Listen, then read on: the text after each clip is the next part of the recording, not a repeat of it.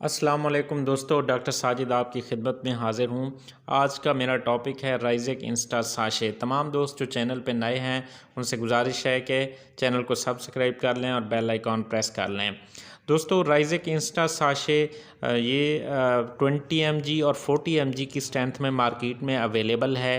राइज़ेक Insta sachet के अंदर जो है ओमेप्राज़ोल प्लस सोडियम बाइकार्बोनेट है। तो इसका टेस्ट बड़ा अच्छा टेस्ट है, मिंट फ्लेवर में है ये शुगर फ्री है, शुगर के मरीज़ भी इसको इस्तेमाल कर सकते हैं।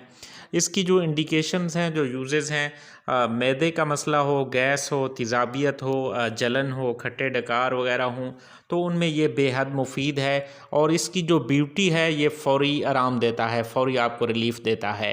इसके इस्तेमाल करने का तरीका है, आधे गिलास पानी में एक साशे डाल के उसको आप फ़ौरन पी लें। पानी के अलावा आप किसी और चीज़ में भी इसको इस्तेमाल कर सकते हैं।